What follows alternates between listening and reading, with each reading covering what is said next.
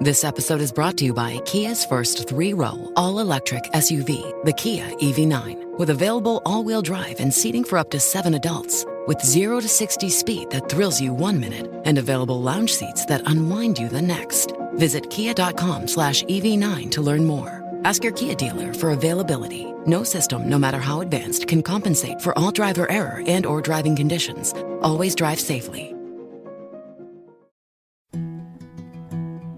A science story, huh? These NYU scientists, I felt really right. But I was so And I just thought, happy. well, I had figured it out It was that golden moment. because science was on my side. Hey everyone, I'm Ben Lilly, and welcome to the Story Collider, where we bring you true stories of how science has affected people's lives. This week's story is from Jim O'Grady. The story was recorded in November 2013 at the Under St. Mark's Theater as part of the Gotham Storytelling Festival. The theme of the evening was storms.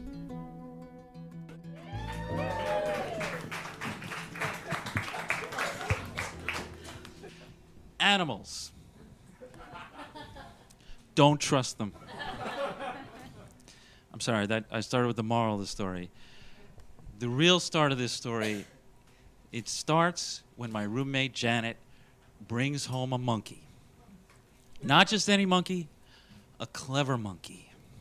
A Capuchin monkey. It's 1 foot tall. It's the kind of monkey you see like on a sidewalk next to an organ grinder music guy, you know? And you're like, oh, there's a hat for donations, and he's like, he's wearing a red vest, and he's dancing around, and he's got symbols on his fingers, and before you know it, you're giving it all your money. All your money, straight into the hat. That's the kind of monkey Janet brought home. The kind of monkey, if you're not careful, she'll make you forget that she's an animal. So 2 years before this, in college, Janet and I shared a horizontal makeout. And I can tell you know what that is. That's when you pass out after a party and you wake up on the floor next to a girl who's also passed out on the party, and she wakes up and your faces are so close together that out of sheer convenience, you make out. And by the way, this is how I make out. And so Janet wanted follow-up. But instead, I chose this volatile, unpredictable girl who had this aerodynamic 80s haircut in the shape of an airplane wing.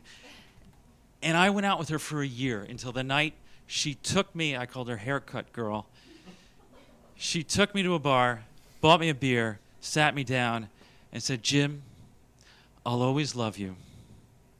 But I've joined the Peace Corps. In 2 days, I will be living in a remote African nation with very extremely sporadic postal service. Goodbye. Janet was the opposite of haircut girl. She had ponytails. And she helped people on this continent. And that is where the monkey comes in. Her name was Boo. And she wore a diaper. And as Janet was setting up Boo's big wire metal cage in our living room, she explained to me, she said, oh, you know, Capuchin monkeys are like children in that they defecate with frequency and velocity. And then they forget about it, and then it's just on to the next thing. You know the way a college guy will do one thing one night and then just move on. She actually said that. So Janet worked in a research lab. Research labs are where science happens. Science.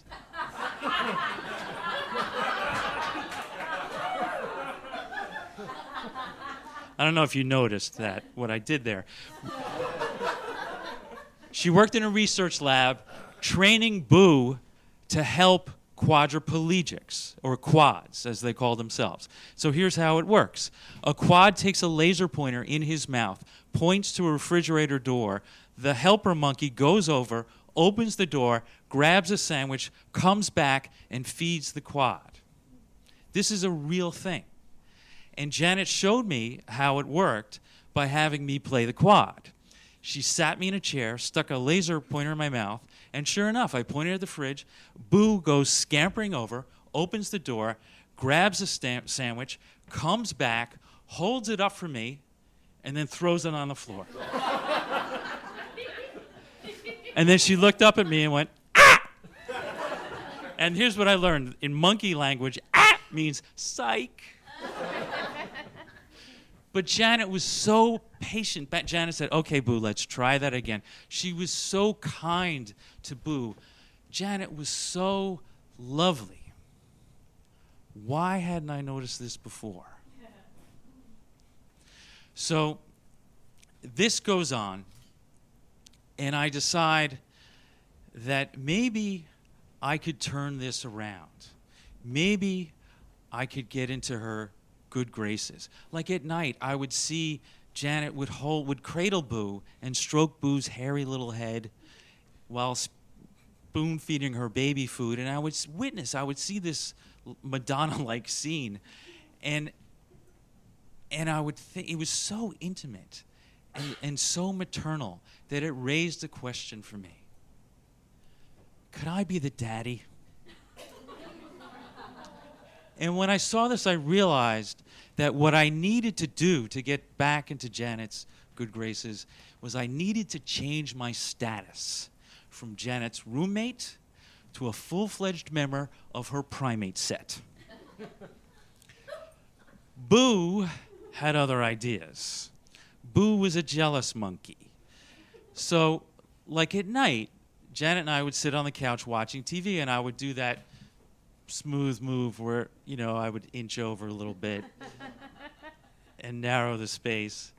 And Boo would see this from across the room and come scampering over and wedge herself in between me and Janet, and she would turn her diaper to me.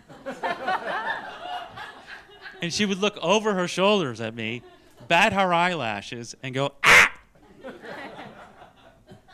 Which raised the second question.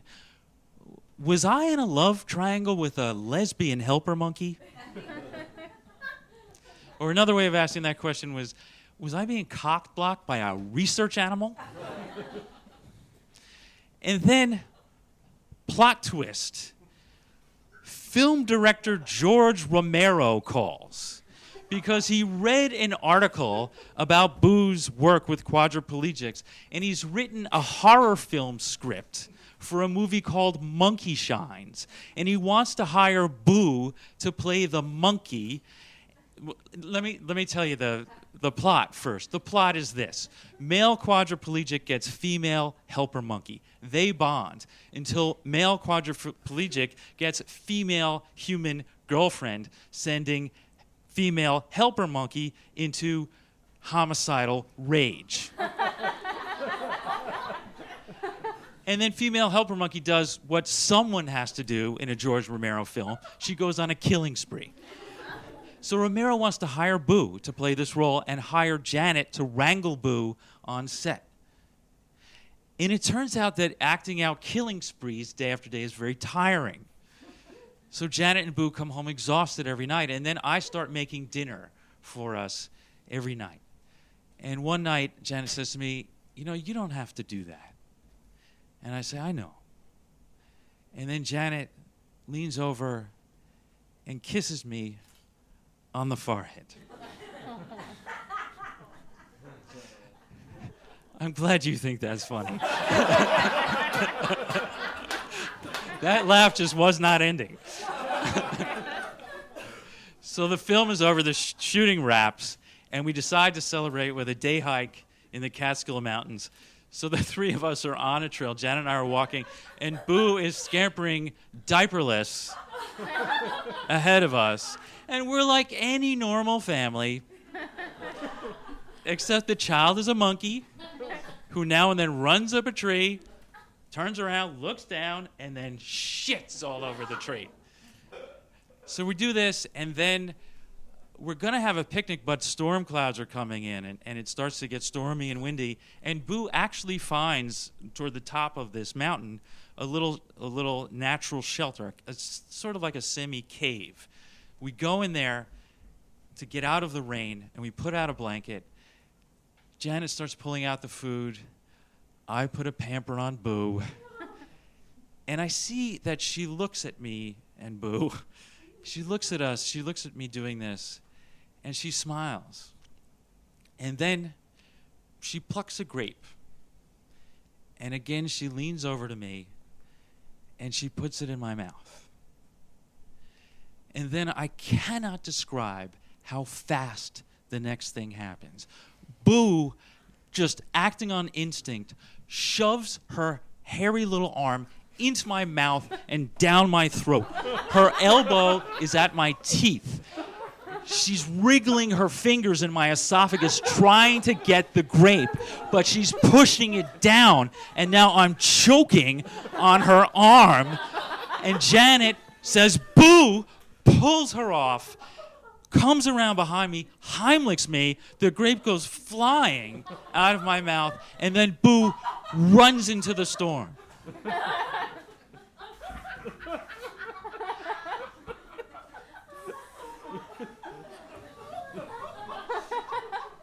We will search for her, we will find her, and all will be well. But for this moment, Janet keeps her arms around me, and she says into my ear, "Are you all right? Are you okay?" And I say, "Yeah, I'm okay." And then she says, "We have to find Boo." And as we walk out into the rain, down a path through the woods in search of a monkey, it hits me that Janet doesn't say, "I have to find Boo." She says, "We." Thank you.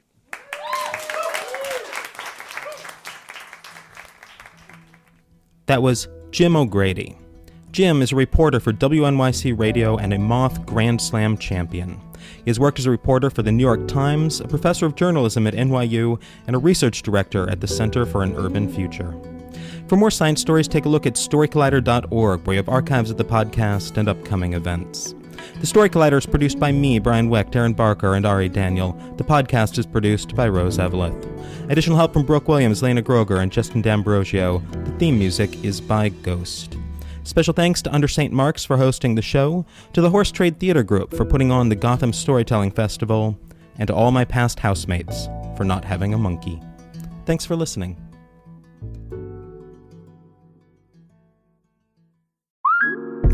Okay, here's the situation. Our daughter Mia is leaving for her first sleepover. We have friends coming to stay, and we just got a puppy. So I go on Instacart and solve everything in one order from Kohl's. Fun PJs for Mia. Oh, new bedding for the guest room. And a vacuum cleaner that actually picks up pet hair. All delivered in as fast as 30 minutes. With Kohl's on Instacart, there's no such we can't fix. Visit instacart.com to get free delivery on your first 3 orders. Offer valid for a limited time. $10 minimum order. Additional terms apply.